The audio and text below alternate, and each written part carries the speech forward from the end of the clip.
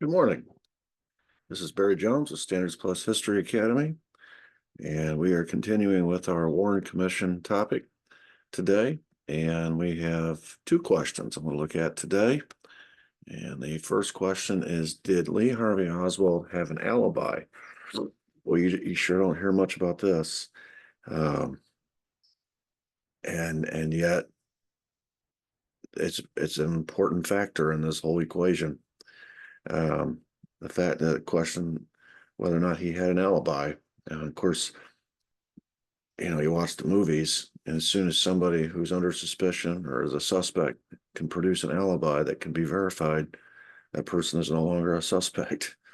Um, so we're going to look at that. In keeping with that question is the top picture, the arrow. And I want you to notice this is the break room where Oswald was spotted by Officer Marion Baker and Building Superintendent Roy Truly 90 seconds after the shooting. As they were proceeding up the stairs, I saw somebody sitting in there, and I looked, and he was sitting in there drinking a Coke. You see the Coke machine there. The arrow is pointing to a door across the hallway. So I just want you to note that because it's going to come into play here shortly.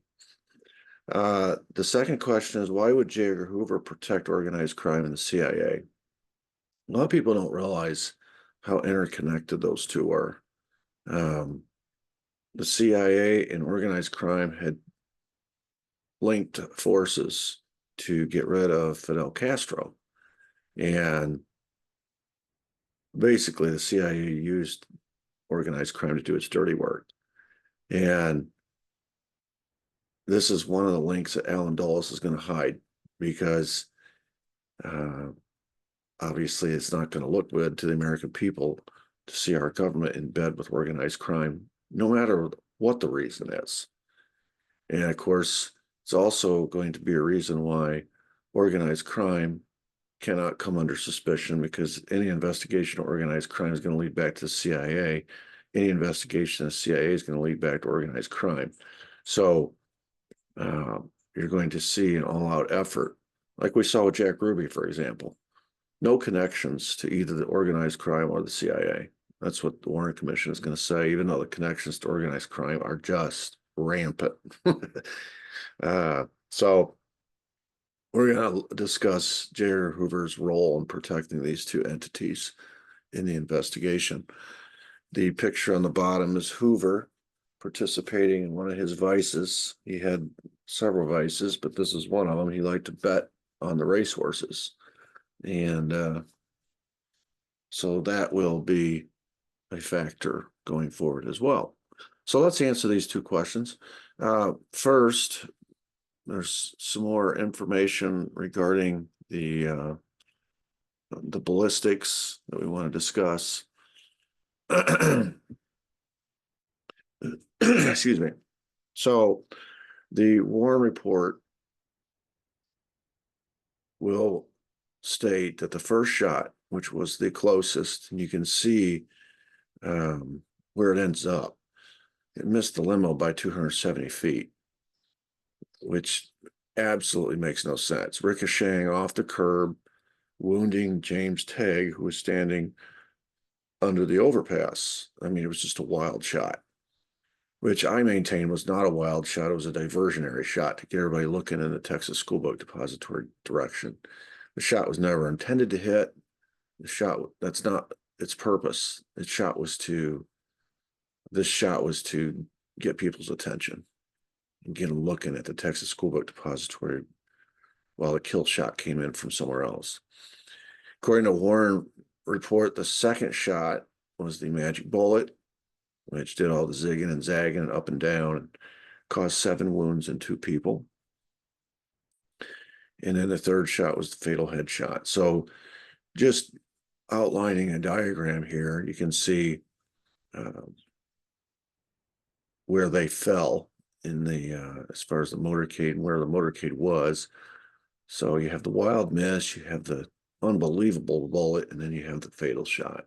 That's the Warren Commission's report.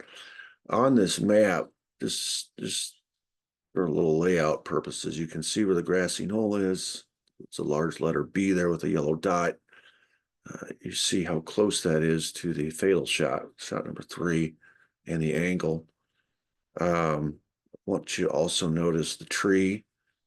According to the Warren Commission, shot number 2 did all the fancy tricks it did, caused all the damage it caused, having been shot through a tree. These are Texas live oaks. Live oaks do not lose their leaves in the fall, they lose their leaves in the spring. So in November, which is late fall, they're in full bloom. And you do not have an unimpeded view of that shot number 2.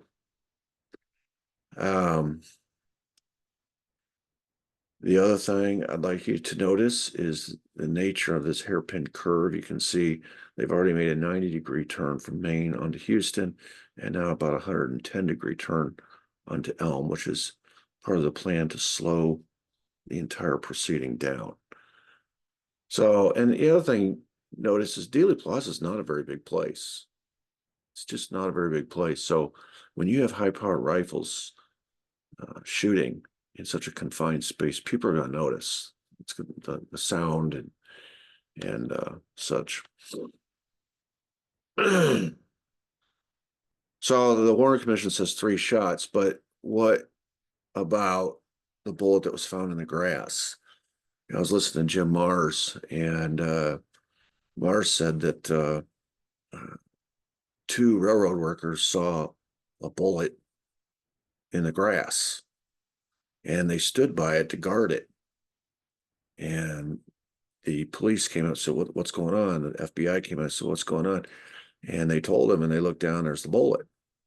And so the FBI, according to Jim Mars, who interviewed these 2 railroad workers, the FBI guy reached down, grabbed the bullet, put it in his pocket, and walked away.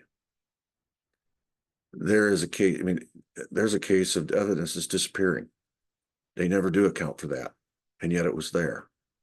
Then you have the limo windshield, the damage to the limo windshield, which of course they take the limo away and knock out the windshield, put a new windshield in, rebuild the limo, clean it.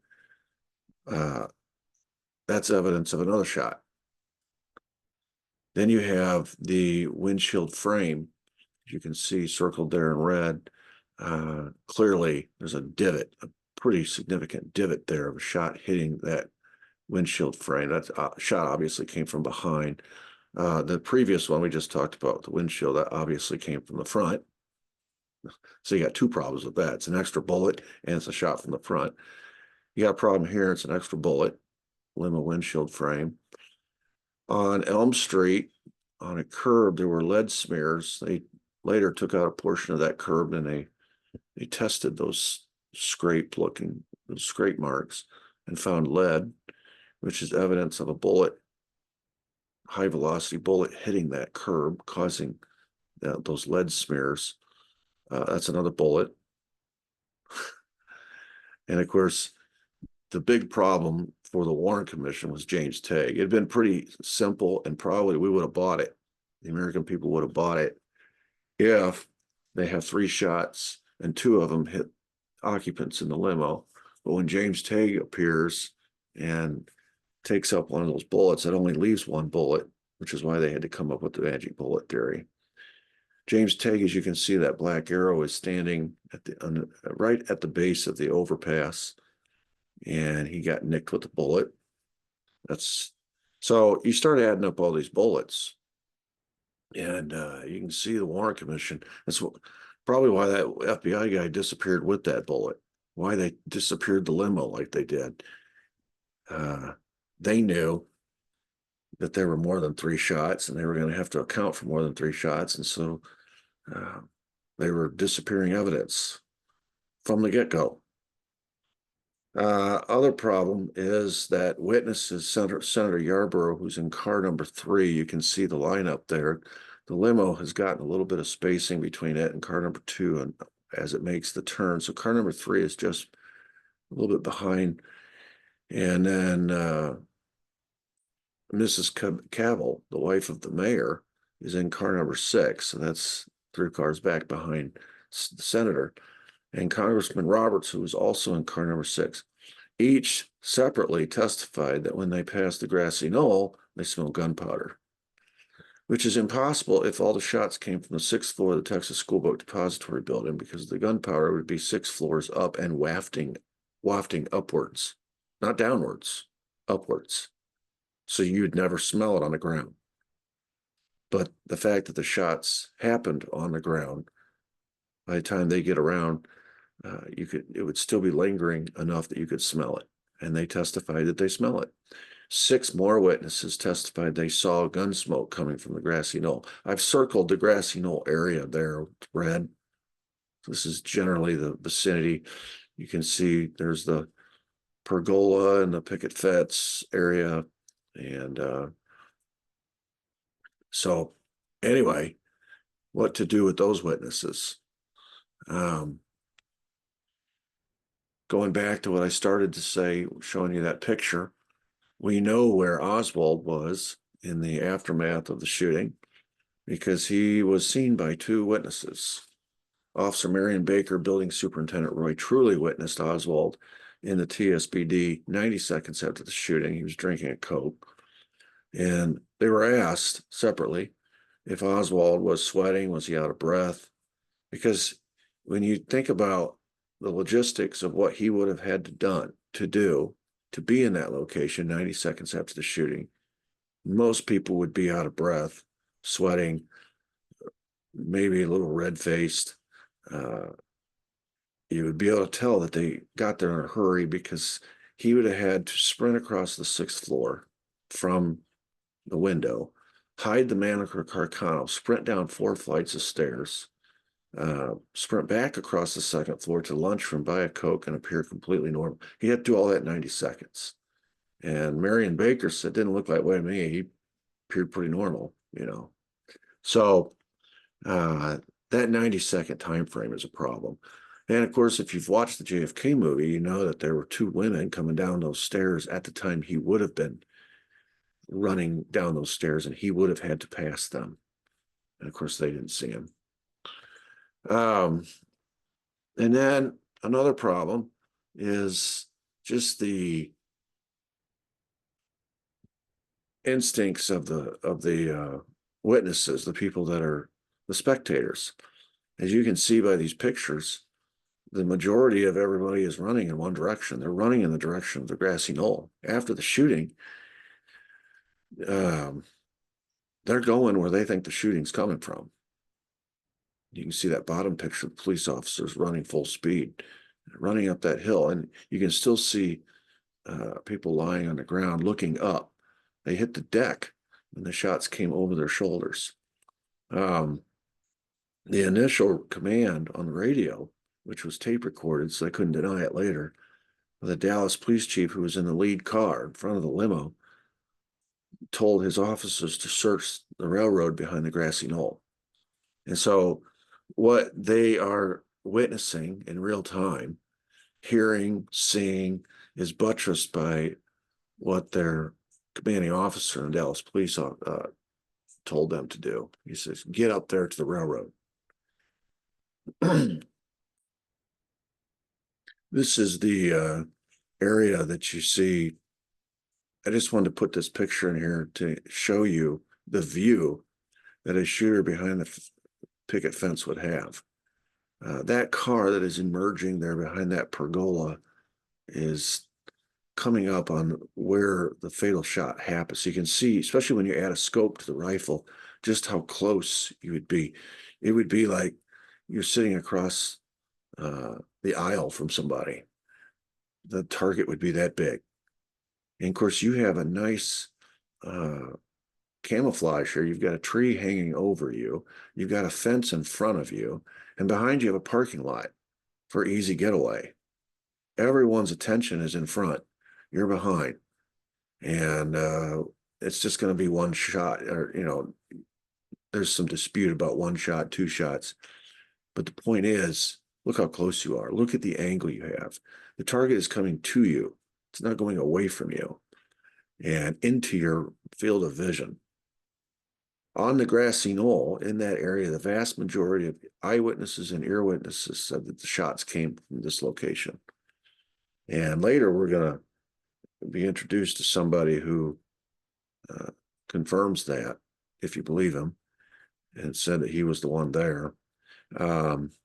Gives a little bit more detail on that. Their testimony, when you start adding up all of the evidence that we've been looking at, the forensic evidence, such as the ballistics, the fact that the fatal shot was a frangible bullet and the other shots were full metal jacket speaks to two shooters. The dictabelt recording that the House Select Committee will listen to in the late 70s will indicate at least one shot from behind from the grassy knoll. The acoustics firms will swear to that. You look at the reaction of the body, the photographic evidence. This is one of the things that the Warren Commission never counted on, was that American people would see their own eyes the Zapruder film. And who can forget that famous scene in JFK when they show the president being hit and his body falling back and to the left, back and to the left, back and to the left. It's hard to reconcile that in your mind with a shot from behind. In fact, it's impossible. Common sense says he got shot from the side, front. You just watch the reaction of the body. Just like the earlier shots, when he got hit from the front, how it straightened him up and he grabbed his neck, and then when he got shot from the back, how he fell forward. Your body reacts to the direction of the shot. And so the photographic evidence, more like the video evidence of the Zapruder film, confirms the shot from the grassy knoll. The medical evidence, the way the president's head reacted to the bullet and the direction it, you remember where the head came apart, that we saw Dr. McClellan's drawings. We saw all the testimony of the 26 Parkland doctors and nurses. We heard what Jackie said, what Nellie said. They all said the same thing: his head came apart. And the medical personnel were specific. They said the damage was in the back of the head. That speaks to a shot hitting him in the front or on the side, and the exit wound being the wound of the large wound. That speaks to a shot from the grassy knoll. And all the evidence, as it starts to get compiled, the evidence speaks to a shot from the grassy knoll, not the fatal headshot, not coming from the Texas School Book Depository, not from the Dow Tech building, not from anywhere else. It's speaking to a shot from the grassy knoll. So, and it's backed up by all the witnesses and what they're saying. With my head here right in front of Jean. Jean Hill was a Dallas school teacher, and she's standing on the opposite side. You can see the president here has still not, the fatal shot has not happened yet. They've just emerged from behind the Stemmons Freeway sign. It's about ready to happen. And Jackie's kind of leaning in, attending. Connolly's turning to see, and boom, it's about ready to happen. Gene Hills testifies to the Warren Commission. The shots came from behind a wooden fence on the grassy knoll. You can't get in a much better position to see where the fatal shot came that hit President Kennedy than where she's standing. You just can't get, much closer.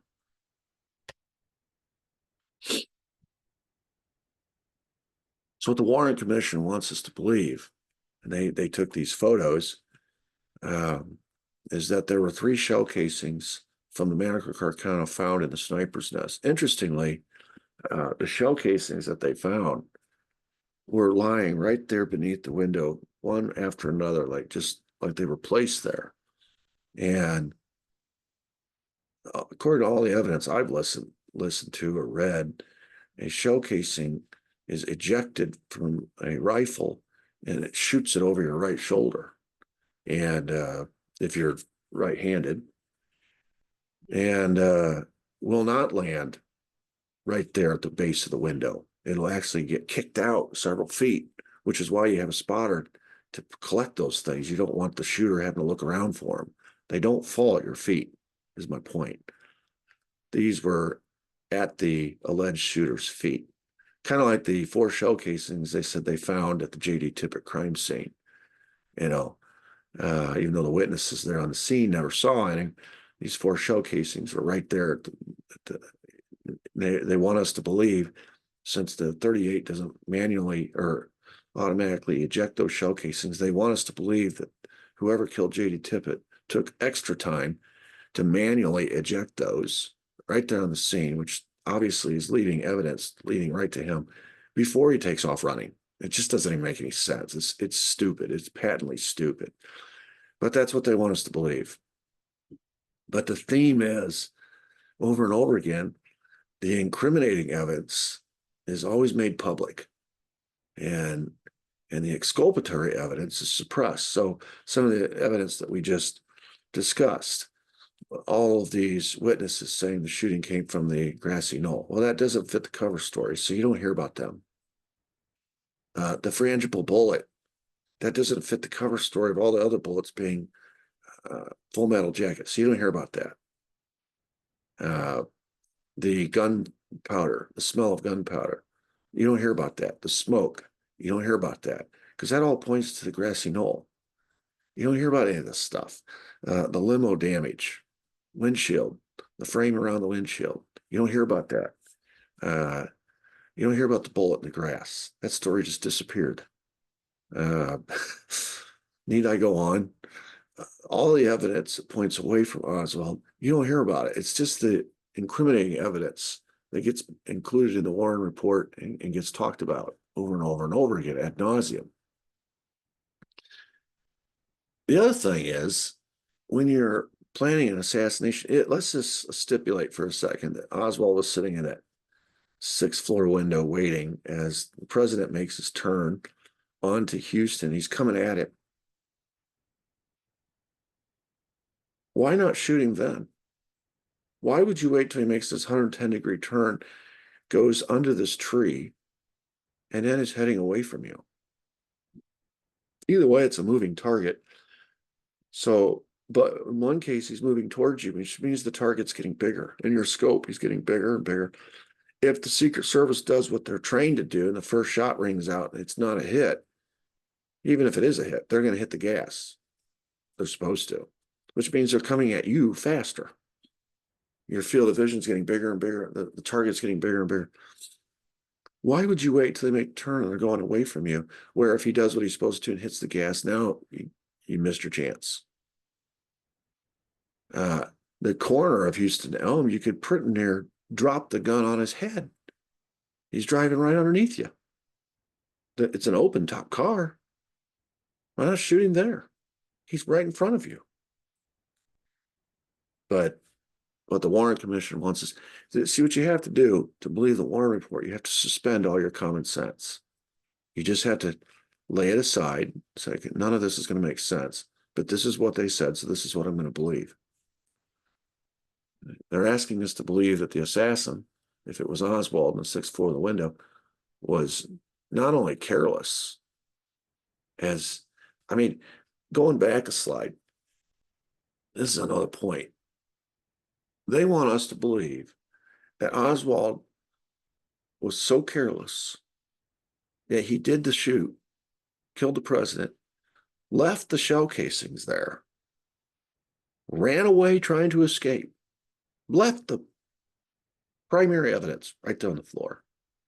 Then, in his attempt to escape, he kills a cop and manually ejects the evidence onto the ground next to him, takes his wallet out of his pocket, throws it on the ground next to him, and takes off, still trying to escape. It's just, it's ridiculous. It's ridiculous. Okay, this is back to the trees. As you can see, as I noted, Texas live oaks lose their leaves in the spring, not the fall.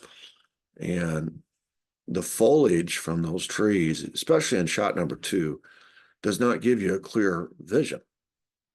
So the Warren Commission wants us to believe that the shooter fired 3 shots. The first shot, which should have been the most accurate, was wild and missed badly. But that same shooter missed that shot. Now, through trees, hits his mark twice. And while the car is moving away through trees, through foliage, it's just not. With a gun, that according to the Warren Commission, they had to put 3 metal shims underneath the scope to line up with the barrel. It wasn't even lined up properly. It's the World War II soldiers called the Mannlicher Carcano the humanitarian rifle. It never hit what you aimed at. It didn't kill anybody. It was like $12 or whatever. It was a piece of crap, and they want us to believe that he did all this through these trees and all the rest. All right, so I want to get into this topic about Lee Harvey Oswald and his alibi. This becomes very inconvenient, obviously. There's 2 Reid ladies who work at the Texas School Book Depository building. One, her name was Dolores Reid, and Dolores Reid was pictured standing in front of the Texas School Book Depository watching the motorcade. Her testimony is in the Warren report. Obviously, her testimony is kind of irrelevant because she didn't see anything, right? She's just standing watching the motorcade. She didn't see Oswald. There's another Reid lady. Her name is Geraldine Reid. Geraldine Reid could not leave the office because she was in charge of the cash box. That arrow in that picture there is her office. Through that door, you can see it's right across the hall from the second floor break room where they saw Oswald. So she can't leave. She's in charge of the cash box. Geraldine was flown to Washington, D.C. to testify. She was interrogated by the Warren Commission, but her testimony proving to be so inconvenient, they buried it. It's only mentioned once in the Warren report, and a lot of people get the 2 ladies confused, or they compile them into one person like a composite, and as if there's only one Reid lady there, and the one Reid lady did testify, but Geraldine did not officially testify. She gave her testimony in a deposition, but it was not taken in front of the Warren Commission because they didn't know what to do with her testimony. You'll see why here in a minute. She testified that Oswald was standing at her desk getting change for the Coke machine when they both heard the gunshots outside. Now, I already spoke about how loud these gunshots would be in such a confined little area. These are high-powered rifles. She said that 72 seconds later, Oswald was confronted by Officer Baker and Superintendent Truly in the break room.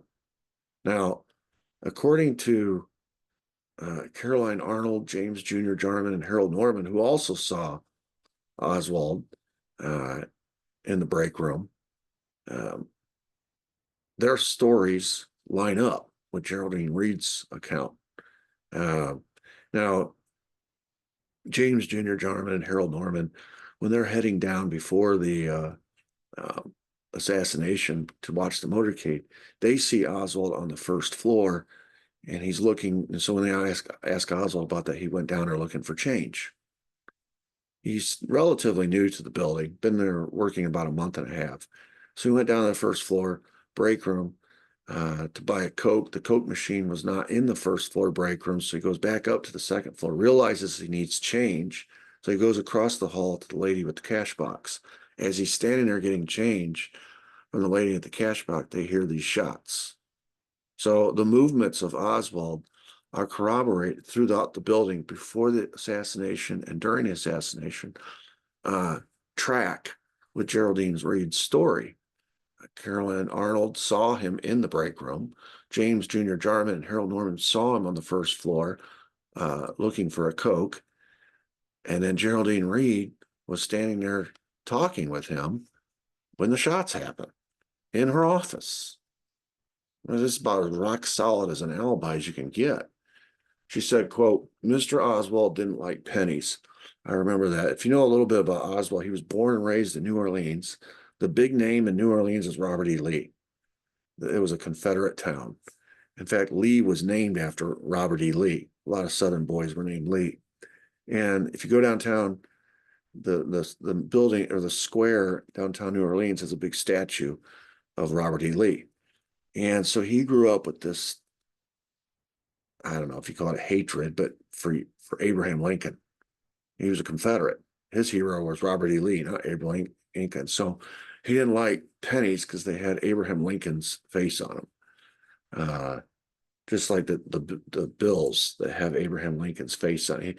This is something that people noticed over time about Oswald. He always tried to avoid using anything that had Lincoln's face on it. So that's just that's just a little extra. So Mr. Oswald didn't like pennies, but it does, the fact that she knew that resonates with me, at least, because I have read separately about Oswald and his distaste for pennies and the bills that have Abraham Lincoln's face on it, and that he always tried to avoid, he tried not to ever have those on his possession, in his possession. So the fact that she knows that is interesting to me. I think it's noteworthy.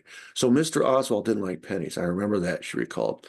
As I was counting out the change, I heard what I later learned were gunshots. Mr. Oswald and I looked at each other quizzically for a moment, but neither of us said anything about the sounds. I did not know they were shots at the time. I gave Mr. Oswald the change, and he turned and he walked back into the hallway towards the snack room. That's the last time I saw him till he passed by me a few minutes later as he was leaving the building. Oh, what do you do with that? You've built your whole cover story around blaming the patsy, and the patsy has an alibi. Well, going back to a point we made at the very beginning when we're talking about the Warren Commission being rigged, you just don't include the testimony. You just leave it out. And so she was asked,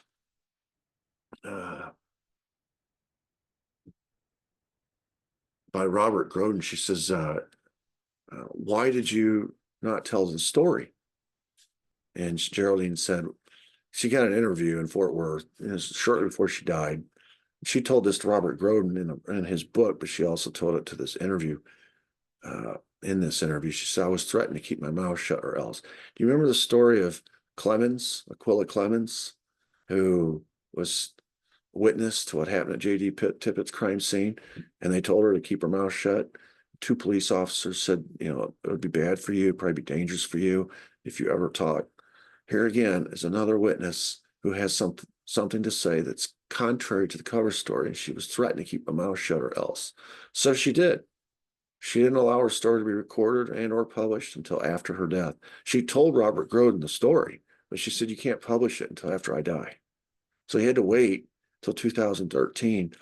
If you ever read the book Absolute Proof by Robert Groden, he tells this story for the first time about Geraldine Reid and how the Warren Commission knew this story back in 1964, but refused to include it.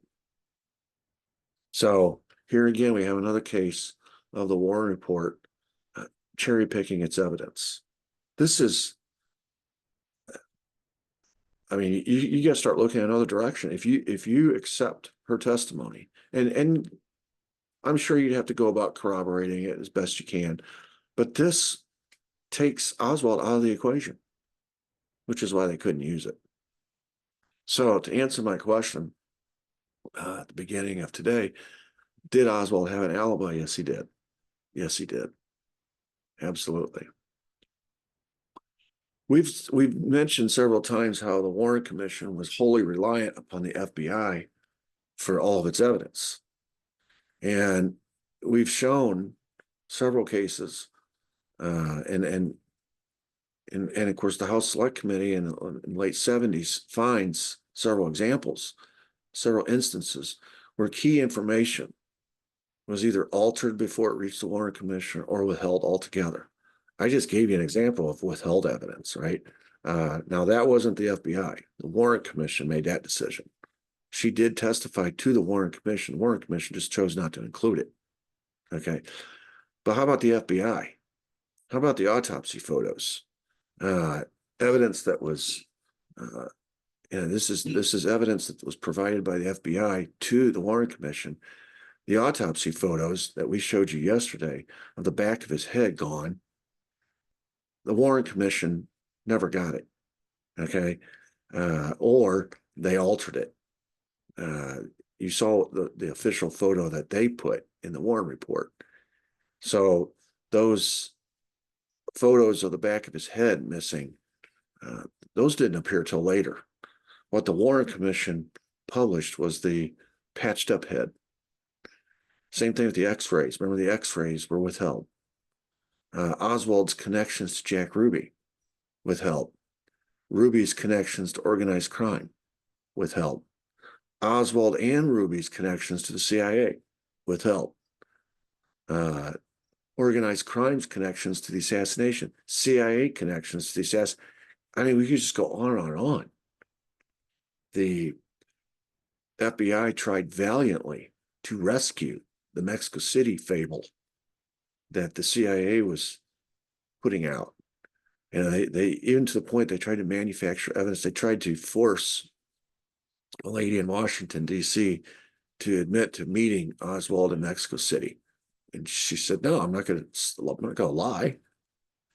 They tried to torture the lady down in Sylvia Duran, down in Mexico City, who worked at the embassy, into admitting that the pictures that they were showing her was the Oswald she met with. That was the real Oswald. She's like, no, that doesn't even look, these are not the same people. They went so far. You remember the story about the fake letter to the Soviet embassy from Oswald, allegedly, talking about his meeting with Kostakov in the embassy down in Mexico City, and how he was discussing all of the arrangements that they had made, et cetera, to prove that he'd been there, he'd met with Kostakov, and there was this conspiracy going on between them. And of course, the Russians were wise to that because of their own information that they'd gotten from Richard Case Nagel, that there was a CIA plot to kill the president, and they were going to blame Oswald. So when they got that letter, they knew, oh, this is part of the plot to blame Oswald, to make him the patsy. I can't go back over everything we've already discussed in all the previous episodes where evidence which came from the FBI. How about the gun? The FBI took possession of the gun, right? I mean, there's several dispensations of the gun. First, the Dallas police officers who found it first said it was a German Mauser. And then after an examination of Oswald's premises, they changed it to a Mannlicher Carcano. There's that. Then the fact that J. Edgar Hoover admitted, we don't have any fingerprints on the gun. And the gun was in Washington. Well, then Oswald dies on a Sunday. They bring the gun back to Dallas. The FBI ships it back to Dallas. The next day, Paul Grudy says FBI shows up at his funeral home, and they put Oswald's dead hand with ink. They had a fingerprinting kit, a crime kit with them. And he knows that they put his hand on the gun because he had to clean all the oil off his hand. And voila, they had the fingerprint that they've been seeking. I mean, you're talking about, evidence everywhere you look being contrived, being manufactured, being altered, being changed, being forged, being withheld. You just can't trust any of it. And so that brings into question J. Edgar Hoover. He's the director of the FBI. What's he running over there? It seems like he's got a rogue operation going. So what is it about Oswald or about Hoover? Well, it's interesting to note the relationship that J. Edgar Hoover had with Frank Costello. Frank Costello, if you ever watch The Godfather, he's the original Godfather. That part was played representing him, and he was known as the Godfather. Sometimes he was called the ambassador. He dressed real snappy, as you can see. He's the guy on the left here. And J. Edgar Hoover and Frank Costello were friends. Costello sort of nurtured J. Edgar Hoover. He kind of cultivated him. He knew that J. Edgar Hoover had a weakness or a vice for betting on racehorses. And of course, Costello owned racetracks out in California. Excuse me. And so he would comp Hoover. He would stake him, which means he would give him money to bet on the horses, and then allow Hoover to keep the winnings and never have to pay his losses. And Hoover lost a lot, but Costello never made him pay his losses. He only gave him his winnings. So you got to love that deal if you're J. Edgar Hoover. Anytime you want, you can go out to California and bet on the racehorses, and you're guaranteed not to lose. You don't have to pay if you lose. You only get paid if you win. And that was courtesy of Frank Costello. And that's a way for Frank Costello to keep J. Edgar Hoover in his pocket. Because technically, J. Edgar Hoover owed him for all those losses that he'd had in the racetrack. And they had a friendship, and Costello used that relationship that they had to persuade J. Edgar Hoover. And I don't know if he actually persuaded him, but he maintained to J. Edgar Hoover that there was no such thing as Cosa Nostra. There's no organized crime in America. And famously, J. Edgar Hoover used to go around and say it all the time. There's no such thing as a mafia. And he would chase, the criminals like the bank robbers, because they weren't organized. They were just single individuals. Or he'd make a big scene about chasing the Black Panthers or other organizations. But he famously left organized crime alone. In fact, he maintained for years there was no such thing as a mafia. I say I don't know if Costello actually persuaded Hoover there was no such thing, but Hoover certainly knew who had the upper hand in this relationship. He knew that he owed Costello. And so he went along with it. And you think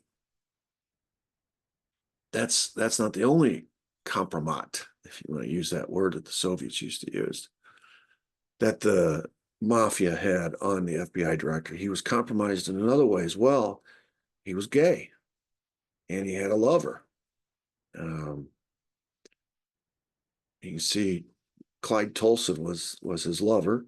Clyde Tolson is pictured with him at J. Edgar Hoover at the Stork Club, 1936. Here he is. That's the top left, top right. They're out in California at this is one of their vacations that they took together. Bottom picture, they're almost always pictured together. Now, Clyde Tolson worked in the FBI, obviously. He was like J. Edgar Hoover's assistant, so they were always together. But the evidence that the mafia has on J. Edgar Hoover is pictures at the Stork Club of them in a very, very compromising position in the men's bathroom. And they had these photos. They had photos of J. Edgar Hoover cross-dressing. And back in those days, that would have been career-ending. That would have ruined J. Edgar Hoover's reputation. It's interesting. He went after gays and homosexuals and the alternate lifestyle crowd in sort of a case of projection.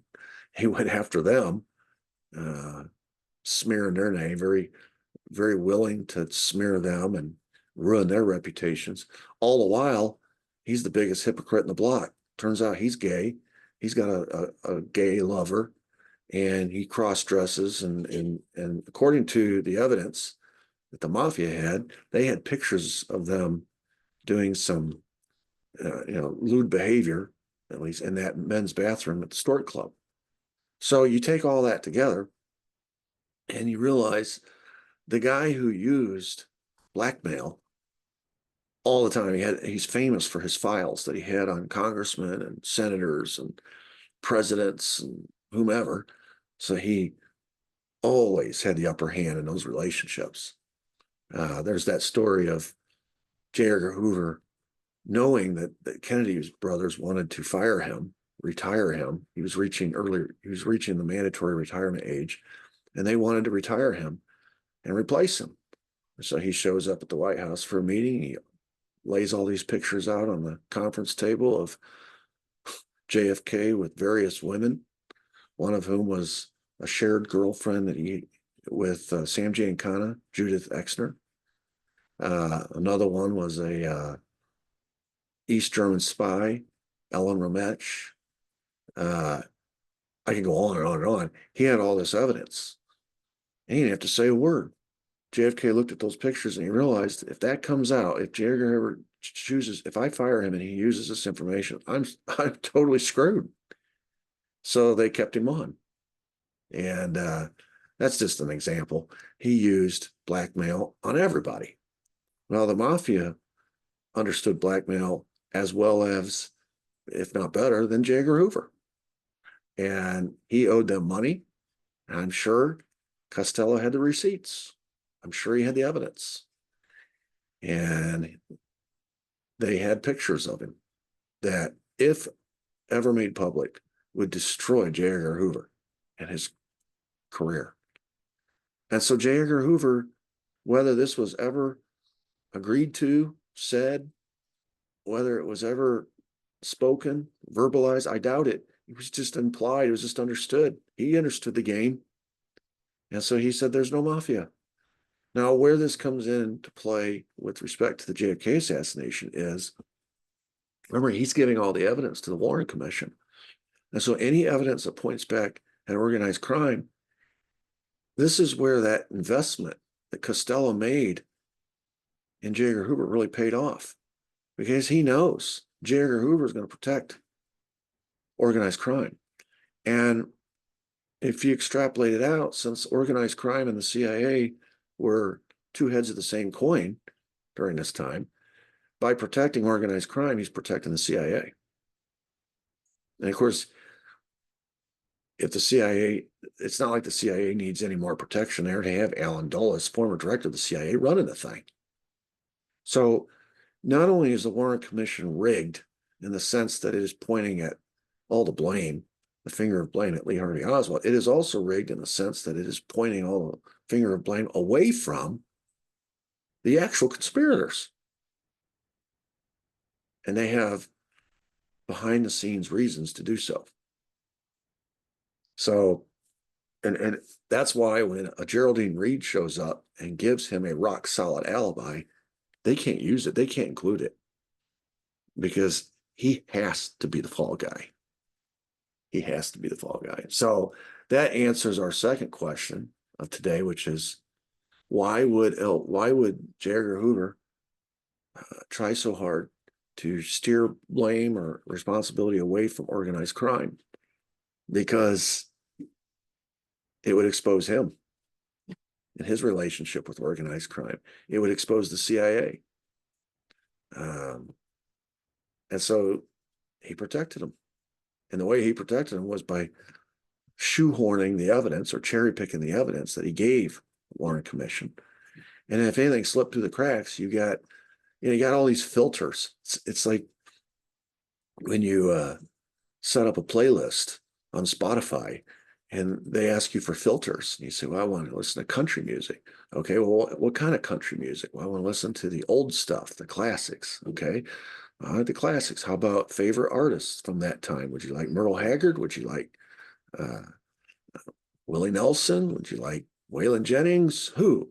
And you start applying all these filters. Pretty soon, the music that you're listening to, you'll never hear a Kenny Loggins song. You're not going to hear something from, ZZ Top. So that's what the Warren Commission is doing. It's got all these filters in place. The first filter is obviously J. Edgar Hoover. He's the one that's turning over evidence to the Warren Commission. Then you got Alan Dulles. So by the time you end up with a report, here you see them hand delivering this 888-page report to President Johnson on September 24, 1964. This is less than a year. Okay, the assassination happened in November 22. So this is 10 months. Boom. You talk about slam, bam, thank you, ma'am. In and out the door, baby. 888 pages. And of course, the conclusion to start with was that Oswald acted alone. We've already heard J. Edgar Hoover, moments after the assassination, told Bobby that. The day after, issued a report stating that. The Assistant Attorney General sent the word down through a memo. Oswald acted alone. 10 months of pantomime, 10 months of, I don't know what they were doing. They weren't investigating. 10 months of just sitting there in a room killing time, saying, is this enough time for the American people to believe it? We already know the conclusion. Let's just, you know, they had the beginning of the story, they had the end of the story, and all their staff wrote the middle of the story. And this is the report that they hand delivered LBJ. This is the report that the media slobbered all over in the days and weeks and months afterwards. This is the report that became the official story, the JFK assassination. And we've shown time and time again where the evidence was changed to fit the cover story going in. So in the next episode, we're going to be looking at the media and how it does its duty. You know, everybody has a role to play here. These commissioners have a role to play. Alan Dulles within the commission has a role to play. Jerry Ford within the commission has a role to play. J. Edgar Hoover has a role to play. And now they've done their job. LBJ had a role to play. He picked them. Everybody has a role to play. And now it's going to be the media's turn to fulfill its role. The captured Operation Mockingbird media. If you don't know what Operation Mockingbird is, it's the ongoing operation that started back in the 50s by the CIA to capture and control the media so that their story is the story that goes out. Boy, you talk about advanced thinking. They're always, like I said, they're playing chess and we're all playing checkers. Because when it comes time to broadcast this report and the conclusion of this report, you need a media that's not going to be critically thinking, that's going to be asleep on the job, that's going to just dutifully do its job, which is to basically act as a copy machine, a copy and paste machine that just takes verbatim from the Warren report and puts it in its stories. And the American people, you know, what choice do they have? They're only getting one side of the story. They're getting the prosecution. There's never been a defense. Never been a defense. So that is the answer to those two questions. Did Oswald have an alibi? Her name was Geraldine Reid. Why did J. Edgar Hoover try so hard to protect the organized crime in the CIA? Because he had compromising information on him, and essentially they blackmailed him. And of course, the CIA could not be, you know, he was fighting from the beginning to protect the CIA with the Mexico City story, and he had Alan Dulles to help with that. So the cover story, as indicated by J. Edgar Hoover at the very beginning, had to be the conclusion at the end, and that's what happened. All right, so check out my website, sphistory.com, and if you like this channel, subscribe. It's free. And if you want updates or notifications when I drop new content, hit the notification bell, hit the thumbs up. And we will be back tomorrow with episode, let's see, this was 43, I think. 43. So tomorrow will be episode 44. And until then, everybody have a great day. Thank you.